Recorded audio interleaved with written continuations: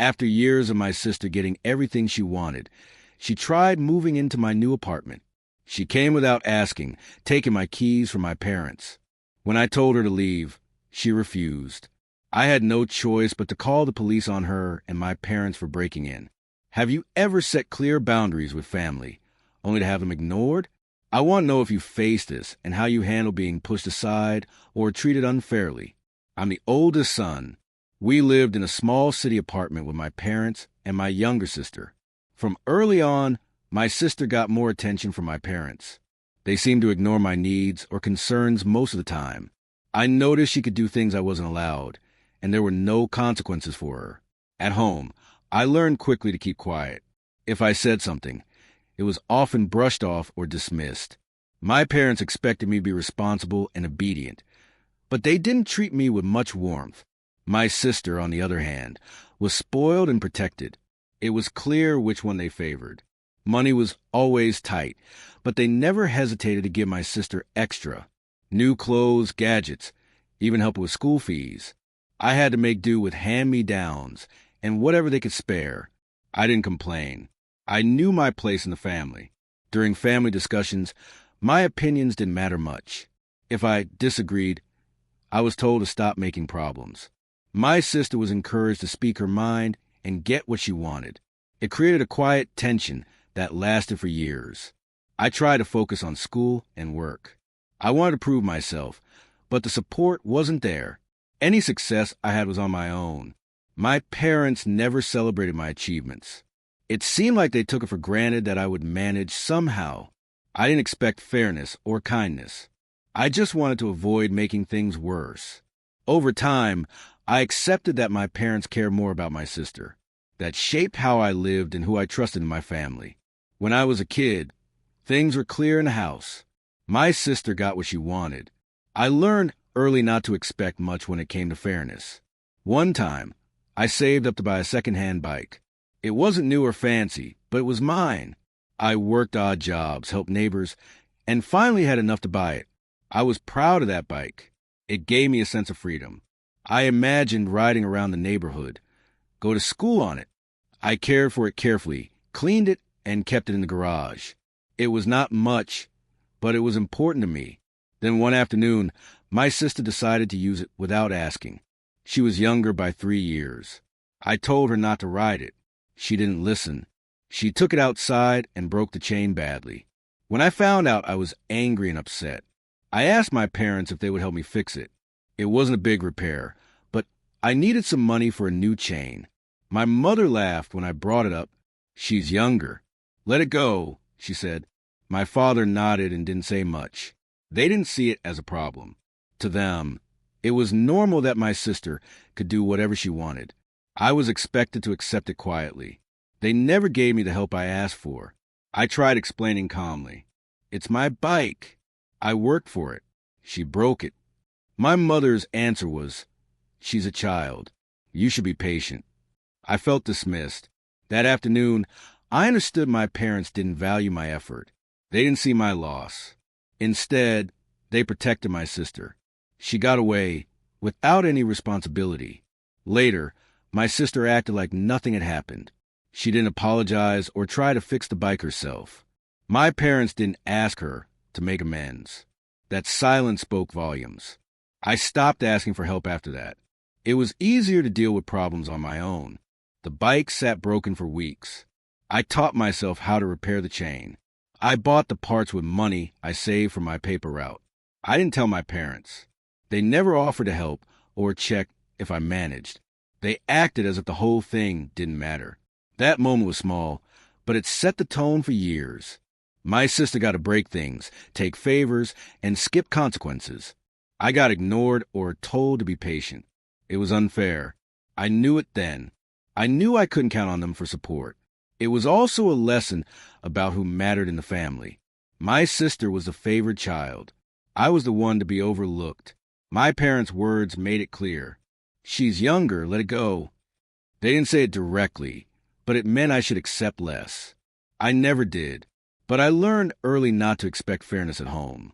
At school, my sister's achievements always took center stage. My parents attended every event she was in, from sports days to music recitals. They never missed a chance to cheer for her, and they made sure everyone knew she was a favorite. When it came to my school awards, my mother and father rarely showed up. The one time my father did attend, it was late. I waited outside the hall until the program finished. He arrived just before the last speech. He didn't speak to me afterward. I remember seeing him quietly leave before the gathering ended. My mother didn't come at all. She said it was too much trouble. When cousins came over, my sister didn't hold back. She made fun of my worn-out clothes and old shoes. The cousins laughed, and I stayed quiet. I didn't say anything. I knew they'd all sided with her. My parents tried to smooth things over later. They told me not to take it seriously, that it was just teasing. "You've got to be tougher," my mother said one evening. "Don't let little things bother you." I nodded but didn't feel better. The words didn't match what I saw. They never told my sister to stop. No one asked her to be kinder. It was as if my discomfort didn't matter. My sister received new clothes and gifts for every occasion. I didn't get much for birthdays or holidays. When I asked once, my father shrugged. "She needs more help," he said. "You're doing fine." That was a family line, repeated enough to make me doubt my own worth. At home, my sister's room was redecorated often. Mine stayed the same. I was told to be grateful for what I had. I didn't complain. It seemed pointless. The difference was clear, and so was the message. I wasn't as important. Not in their eyes. School trips were the same story. My sister's costs were paid in full. I was expected to cover mine. Sometimes I missed out. I didn't bring it up. It wasn't worth the argument. I learned to accept my place early on. The disrespect didn't stop at home. Family gatherings highlighted it.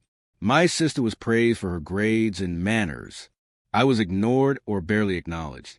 When I spoke, I was often cut off or talked over. My opinion seemed unwanted. One day, after family dinner, my sister whispered loud enough for me to hear, "No wonder they don't care about you." The cousins laughed. I said nothing. I left the room quietly. The rest of the night, no one called me back. That night, I told my father how I felt. He listened but said, "It's just family. Things aren't always fair." He meant it as advice, but it made me feel smaller. I wanted more than just acceptance. I wanted fairness. School continued, and so did the pattern. My sister's reports were shared with family. Mine were kept private or dismissed. "You're improving," my mother said once, but only when no one else was around. At gatherings, she praised my sister loudly. I sat quietly. By the time graduation came, I wasn't surprised my mother didn't come. My father arrived late again, staying only for a minute. My sister was there with her friends, laughing and pointing at me. I looked down as they whispered. Afterward, my father said, "Don't take this too hard. It's just how things are." I nodded but knew it was unfair. It was the moment I realized my family had chosen their favorite, and I wasn't it. The humiliation was clear, and so was the silence that followed. After I finished high school, I didn't have much direction. I took odd jobs here and there, mostly manual work, cleaning, and some deliveries. The pay was low, but it helped me get by. My sister, on the other hand, was heading to college. My parents paid for her tuition without hesitation. They bought her a new laptop for her courses as well. I watched as she got all the support she needed. One day, I asked my father if he could help me with a technical course. I wanted to learn computer repair properly. I said, "Can you support me with this course?" His answer was short. "We can't do everything," he said. No explanation followed, just a quick dismissal. I didn't push further. I knew what that meant. The message was clear. The money was only for her. I didn't expect help after that. I still needed to learn. So I fixed old computers for myself. I scavenged parts and watched tutorial videos. It was slow, but I managed without their support. I wanted to prove I could do it on my own. At home, the difference was obvious. My sister's books, materials, and equipment were new. Mine was patched and secondhand. I bought a cheap second laptop for myself after much saving. It worked, but it was nothing like hers. My parents never mentioned why they helped her, but not me. They didn't say I wasn't worth the investment. Their silence was the only answer I got. I stopped asking after that. Sometimes my sister showed off her new gadgets or projects. I kept quiet. It was embarrassing. I didn't want to admit I had less. The unfairness wasn't just about money. It was about being ignored and pushed aside. I wasn't part of their plans. They made that clear without saying it out loud. I spent more time outside the house. I didn't want to be around when they talked about her future. Their pride in her was obvious. They never talked about mine. I learned to fix computers well over time. It became my way out. But I carried that sting with me. The way they treated me was unfair and cold. It wasn't a matter of money for them. It was about priorities. I was not a priority. That time shaped how I saw my family. It was clear where I stood, not in the same position as my sister. I kept to myself and worked with what I had. No one helped me, but I didn't stop trying. It was the only way forward. I was passing the kitchen when I heard them. My mother and father were sitting at the table, voices low but clear. I stopped just outside the doorway and listened. My mother said, "He'll manage. She needs more help." My father nodded but said nothing. I didn't interrupt or ask questions. I just stayed quiet in the hallway. They were talking about moving my sister into her own place. That surprised me. Until then, she had lived at home, and I thought they wanted to keep the family close. But now it seemed they had other plans. The way they spoke didn't include me. They spoke as if I was already gone, or didn't matter in the decision. I wasn't part of it. I was just the one who would manage alone. I understood what that meant. My sister had always been the favored one. She struggled more, yes, but the help she got was always more. I was expected to be independent, even if things were hard. They didn't ask if I needed help. It was just assumed I would cope. They said she needed more help. I was left to sort myself out. I sat in the hallway for a few minutes after they finished talking. I didn't have anything to say. I didn't want to make a fuss.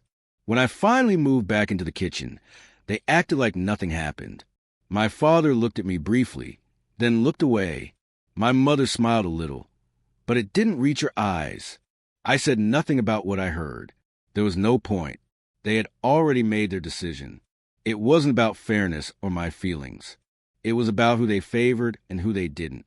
I thought about asking to stay too, or to get some help, but I knew it wouldn't change anything. They believed my sister's needs were greater. I was expected to be tough. That moment made things clearer for me. They weren't going to treat us equally. I was always going to be the one left to manage on my own. They didn't say it directly, but it was there in the silence. I stayed quiet that day. I didn't want to start a fight. I just accepted that their plans didn't include me the same way. It was a small thing, really, but it made a difference. It was another step toward being pushed aside. Another sign that I wasn't the one they were rooting for. I didn't tell my sister about the conversation. She might have felt guilty or confused, but that wasn't my burden to carry. I just kept it to myself. For a while, I thought maybe they would change their minds. Maybe they would realize they were being unfair. That didn't happen. The move went ahead. After that, the house felt emptier. My sister was gone, and my parents acted like I was the only one who should manage. They didn't offer any support or ask how I was doing. It was the first time I really saw how uneven things were. They didn't say it out loud, but their actions spoke clearly. I was the one who was expected to manage alone. That realization stayed with me. I didn't say much at the time, but I knew things wouldn't get better on their own. I would have to find my own way. When our grandmother died, she left a small amount of savings. It wasn't much, but it was meant for all of us grandchildren. My parents took it upon themselves to divide the money. My sister got the largest share. The rest was split between my younger brother and me. But my share was noticeably smaller. I was told to be understanding by my mother.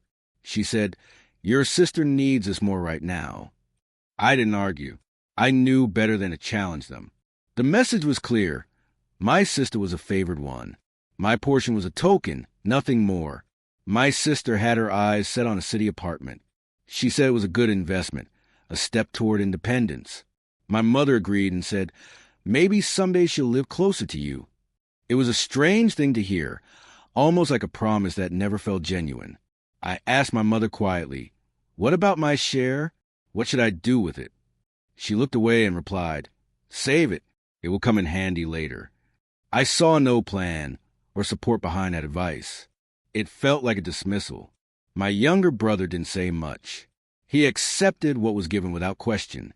I think he understood the family dynamics better than I did. He didn't expect fairness. Neither did I, but it still hurt. Over the next weeks, my sister talked about the apartment constantly. She showed us pictures, discussed renovations, and made plans to move closer to the city center. My mother helped with some of the paperwork and arrangements. My father stayed quiet but didn't object. I kept my share in the bank. It was a small sum, barely enough for anything significant. I didn't want to spend it impulsively. But watching my sister prepare for her new life was a constant reminder of the difference in treatment. During a family dinner, my sister said, "It's nice to think I might live closer to you someday." I nodded but didn't respond. My mother smiled and added, "We'll see how things work out." The conversation ended there. No one pressed me for my thoughts. I understood at that moment that my place in this family was limited. I wasn't considered equal when it came to money or decisions. My sister's future was supported. Mine was an afterthought. It was unfair, but I kept silent. The years after that only confirmed this pattern. My sister received more help, more attention, and more opportunities. I was left to make do on my own. The money from grandmother's savings was a small example of a larger issue. I never confronted them directly. It wasn't worth the trouble. I decided to focus on my own path. The exclusion stung, but I learned to live with it. The injustice was clear to me, but no one else seemed to notice or care. That division of grandmother's savings was the first clear sign. I wasn't just overlooked. I was deliberately sidelined. It shaped the way I viewed my family from that point forward. It shaped my decisions about who to trust and where to put my efforts. After years of saving, I finally bought a small apartment of my own. It wasn't much, but it was mine. I was proud of that accomplishment. I called my parents to tell them, expecting at least some acknowledgement. They barely reacted. My mother just said, "That's nice," and my father grunted. No congratulations. No questions about how I'd managed it. My sister, on the other hand, complained loudly about her rent. She said it was too high where she lived and wished she could afford something better. My parents nodded and said they understood, but didn't offer any help. Still, I thought maybe they cared. I invited them over to see my new place. When they visited, my parents looked around quietly. My sister followed behind, eyeing everything with interest. No one said much. They didn't compliment the place or ask about the work I'd put in. My mother sat on the couch, glanced at the worn carpet, then looked away. My father stood by the window and didn't smile once. My sister whispered, "It's small," as if that was the only thing that mattered. I told them about the repairs I had done and the budget I had kept. They just nodded and moved on to the next room. My parents left after about 20 minutes. My sister lingered a bit longer, but didn't say a word about the apartment. I thought maybe they would come back with some kind of support or at least respect for what I had done. A month later, I came home one evening to find my parents and my sister inside my apartment. They were moving her things in. Boxes, bags, and furniture filled the rooms. I stood in the doorway, surprised and silent. My sister looked up and said, "We thought it made sense. Rent is too high for me. You have space now." My mother said, "You don't have to worry about paying for her rent here." My father added, "We can manage the bills. You've done well. Son, this will help your sister." I didn't say anything right away. My voice felt tight, but I spoke calmly. "You didn't ask me." My sister shrugged. "I thought you'd understand." My mother looked away. My father said, "We made a decision. It's for the family." I wasn't angry in that moment. I was hurt. It was unfair. I had worked hard for that place. It was my space, my privacy. I didn't get to say no. They acted as if it was always theirs to decide. My sister acted like I owed her something. Over the next days, I realized this was another way they excluded me. They never respected my independence. They never treated me the same as my sister. I paid the mortgage, the bills, the repairs, while they lived there for free. My parents never offered to contribute. When I brought it up, my sister said, "You're being selfish." My mother said, "We're family. This is how families help each other." My father just shook his head. I knew their definition of help was one-sided. I started to keep to myself more. I stopped inviting them over. I paid my bills on time, kept the apartment clean, but I didn't feel at home anymore. The place I bought with so much effort was now a burden. I thought about moving out, but I didn't want to lose what I had built. I wanted to show them that I could stand on my own. I wanted them to see I wasn't the same boy they ignored and belittled. But every day, that small apartment reminded me of their disrespect. They came and went as they pleased. My sister used my things without asking. They treated me like a landlord, not a brother or son. I stayed quiet more than I should have. I didn't want to cause a scene. I knew this wasn't the last time they would take advantage of me. I stood in the doorway, watching my sister unpack her things. She moved around the room without hesitation, opening drawers and placing clothes in a closet. My mother stood nearby, her tone calm but firm. "She'll stay here for a while," my mother said. "You have space." Her eyes barely met mine. I said nothing at first, just looked around the room that was supposed to be mine. It felt wrong. I spoke up quietly. "I don't think that's okay." My voice was soft but steady. My sister glanced over, smirking. My father sat on the couch, arms crossed, watching without saying a word. When I asked him to leave, my father just shrugged. "Why?" he said. "It's not a big deal." I tried again, more firmly. "Please leave. This isn't right." My sister laughed then, loud and sharp. "You're being dramatic," she said. "It's just for a little while." Her smile was cold. I didn't answer. I didn't want to argue anymore. My mother took a step toward me. "You have your own place," she said. "This is temporary." I shook my head. Temporary or not, it's my space. I should decide who stays here. She turned away and didn't reply. My sister kept unpacking, humming quietly as if I wasn't even there. I stood still, feeling the room shrink around me. The house that was once my home was being taken over, and no one seemed to care. My father just watched, uninterested, as if this didn't concern him. I looked at my sister again. "You don't belong here," I said calmly. She looked up and smiled. "I belong wherever my mother says," she said. You don't live here anymore." I closed my eyes for a moment. The silence stretched between us. Then I stepped back into the hallway. "I'll leave," I said quietly, "but this isn't right." No one followed me. No one stopped me. That night, I slept in my small apartment, not far from the house. I thought about the way they had pushed me out, the way they ignored my feelings, the way they treated me like I was a stranger. It hurt, but I didn't say a word to them. The next day, the house felt different. My sister's things filled the room I once claimed. My mother acted as if everything was normal. My father's silence was louder than ever. I knew I was being sidelined again, and there was no one to stand with me. I didn't visit the house for weeks.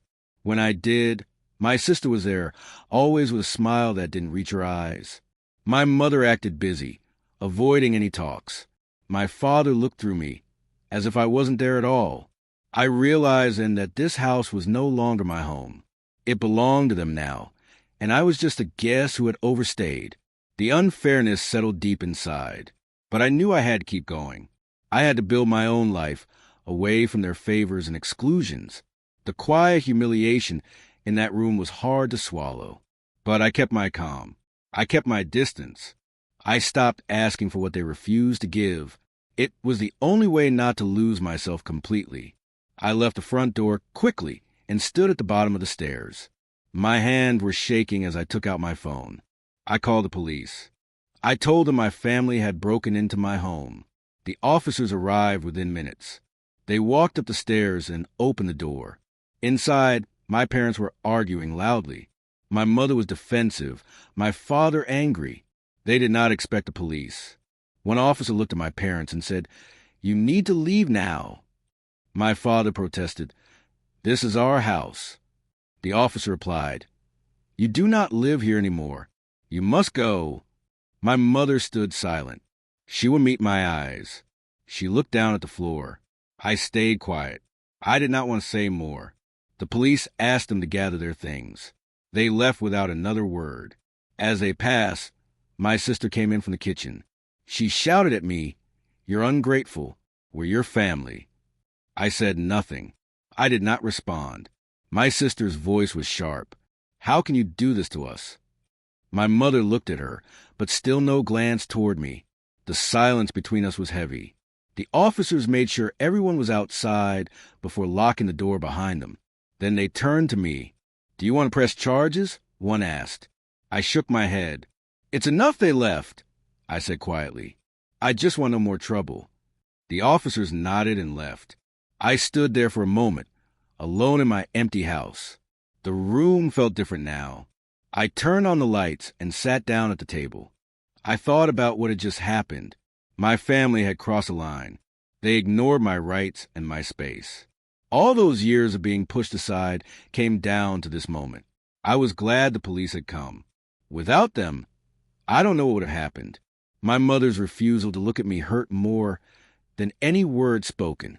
My sister's anger showed how far the divide had grown. I understood then that things would not be fixed easily. I was no longer just a family member they ignored. I had taken a stand. The cost was high.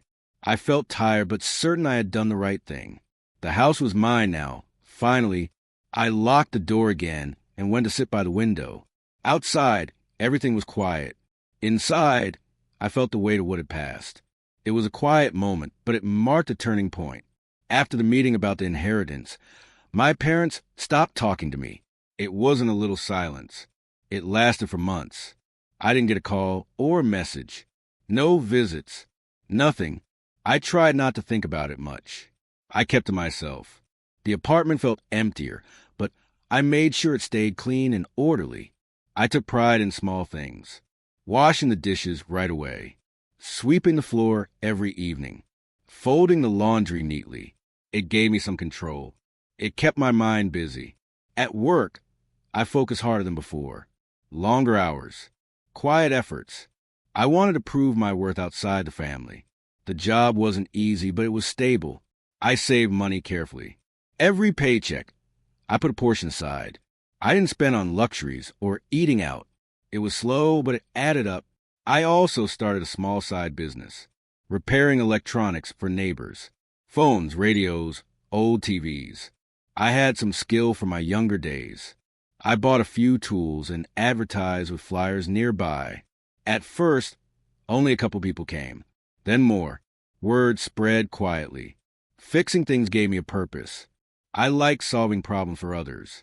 It was honest work, no favoritism involved, no family politics. I could measure success by my hands and the money in my pocket. It wasn't much, but it was something of my own. I didn't tell my parents or my brother about the side business. Talking to them felt pointless. I wasn't welcome. No invitations, no questions. I accepted being out of their circle. It was painful but clear. When neighbors came to my door, I answered with a nod. "I can take a look," I said calmly. I didn't complain or explain my situation. I just did the work. Sometimes they asked about my family. I kept my answers short. "I live here. That's enough." The silence from my parents was loud. It left a hole in me. But I didn't ask for their sympathy. I had none to give them now. Their choice shut me out. I respected their decision by stepping back. I stopped expecting fairness from them. I spent evenings reading manuals or watching repair videos, learning new tricks, getting better at my small trade. It was quiet, steady progress. Not fast, not flashy, but real. Sometimes my mother's number appeared on the phone. I didn't answer. After a few rings, it stopped coming. The same happened with my father. I saw the calls but let them go to voicemail. No messages ever followed. My brother didn't reach out either. He showed no sign of regret or second thoughts. I told myself he was loyal to them, not to me. It hurt less when I accepted that. One night, I found an old toolbox in a cupboard. It used to belong to my father. I cleaned it up and started using it for my repairs. It was the only connection left, and I didn't mind that it was silent. I kept records of every repair, every customer. I saved receipts and small notes. I wanted to build something that couldn't be taken away. Not by family, not by anyone. It was my effort, my work. Months passed. The side business grew slowly. I earned enough to cover a bit more than rent and essentials. I stopped depending on anyone else. That was important. I thought about reaching out to my family, but the silence was a clear message. They didn't want me involved. I stopped trying to explain or ask for fairness. I learned to live without it. The quiet was my company. The work was my reward. Each fixed radio or phone was a step forward from the exclusion. It wasn't fast or easy, but it was mine.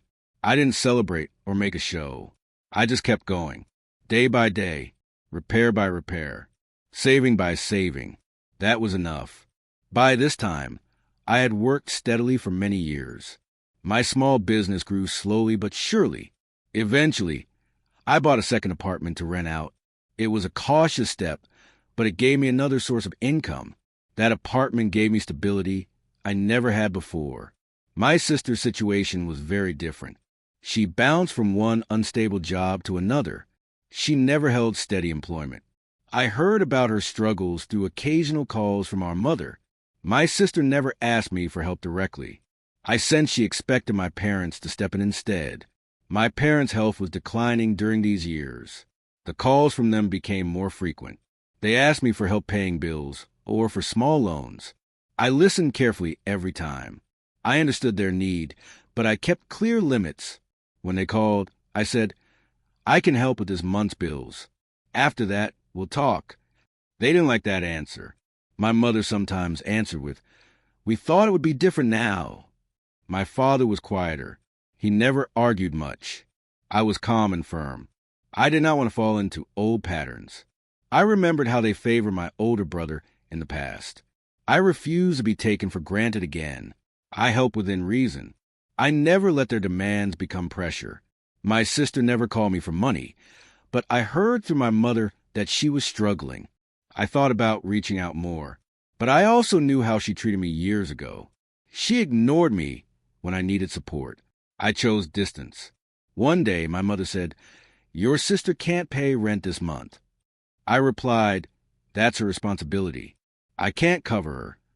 She was silent for a moment. Then, "We thought family helped family." I answered, "I help, but I'm not responsible for her choices." My parents seemed disappointed. I did not argue. I kept my boundaries. I wanted to be fair, but also protect myself. I was no longer the son who could be pushed around. They eventually accepted my limits. I paid some bills directly when it was urgent. I never gave cash without explanation. They knew I was careful. I did not want to repeat old mistakes. My sister's problems did not become mine. This was a quiet change. It was not dramatic, but it showed them I was different now. I was no longer a fallback for their problems. I was still their son, but I had my own life. Their calls became less frequent after that. I sensed some disappointment. No one said it openly. Our conversations were brief and formal. I did not feel welcome anymore. It was hard to watch their health decline and not do more, but I had to be realistic. The past had taught me to protect myself. I gave what I could, not what I was expected to give. My business kept growing slowly. I managed my properties with care. I made sure I would not be dependent on anyone again. That was my quiet victory. I saw my sister's life from a distance. She struggled, but I never interfered. She had her choices, and I had mine. The family was no longer the place of fairness I wanted. I had to accept that. Years of careful work gave me peace. I was stronger now. I had learned to say no without guilt. That was the most important lesson I took from all of it. A few months after my sister left, she tried to move back in with my parents. Their house was small, too cramped for her and her kids. She called me one afternoon and asked if she could rent a spare room in my place. I paused before answering. "No," I said plainly. "I'm not in a position to take on tenants." That was true. I didn't want the tension it would bring. We hadn't spoken much since the inheritance issue. I wasn't about to invite old wounds into my home. After that, my parents reached out. They said there had been some misunderstandings. They apologized for how things had gone down with the will and the family division. I listened politely. I didn't bring up the past. They never did either. My mother said, "We didn't mean to hurt you. We hoped you'd understand." I nodded. I stayed calm, even if inside I remember the years of being ignored. I didn't reply with anger. It wouldn't change anything now. My father added, "We want to keep peace, at least for the sake of the family." I understood the words were more about appearances than genuine care. They wanted the outside world to see a united family, but the damage was done. I kept the conversation short and formal. "Thank you for your apology," I said. "I think it's best if we keep things as they are." They agreed quietly. There was no offer to fix what had happened, no real attempt to make amends beyond words.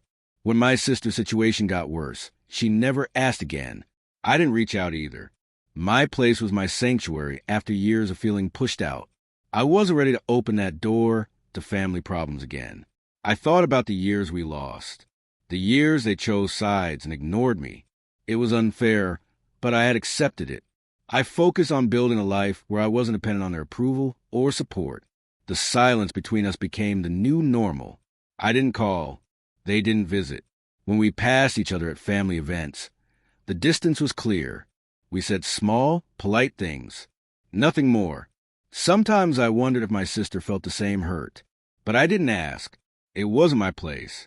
We had gone separate ways, and that separation was quiet but complete. My parents kept their home, their routines, and their favorite children.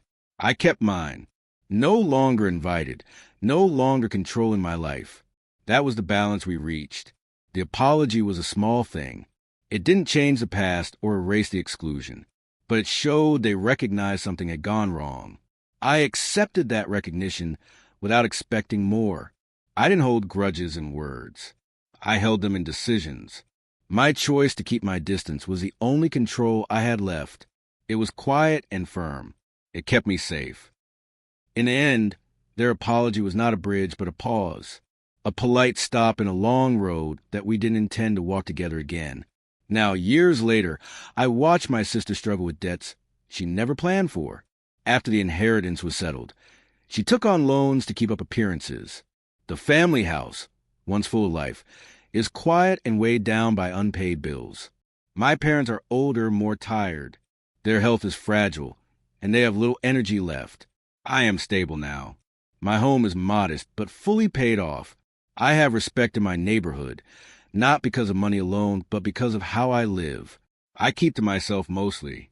My peace and privacy matter more than proving anything to anyone. I don't wait for their calls or invitations. I stopped hoping for their approval long ago. I know where I stand with them, and that space is fixed. They chose their path. Their choices define how we relate. I accepted that. Sometimes I hear from my sister through a mutual friend. She asks how I am or if I can help. I listen, but I don't offer much anymore. I remember the years when I needed help and nobody came. I learned to stand on my own. My parents live in a house they once boasted about, but it's smaller now in spirit. They seldom host family gatherings. My exclusion was clear then. Now, the family is smaller in ways that matter. I am left out of decisions and events, but that no longer wounds me. I built my life on my own terms. The hardships taught me to be self-reliant. I earned what I have, step by step. No one gave me a hand. That makes the peace more real. In the end, the unfairness stopped hurting when I stopped seeking their validation. I focus on what I control, my work, my home, and my quiet days. I'm not rich by anyone's measure, but I am secure. The family I once hoped to belong to is a lesson now. I see them clearly. Their faults, their limits. They carry the weight of their choices. I carry mine. We live apart in many ways, and that is enough. I have accepted how things turned out with my family. It wasn't easy to come to that place, but I understand now that some people just don't change. My mother and brother made their choices. I made mine by stepping away. I keep a respectful distance from them. I don't involve myself in their affairs or expect apologies. That silence feels better than constant disappointment and disrespect. I've stopped hoping for fairness from them.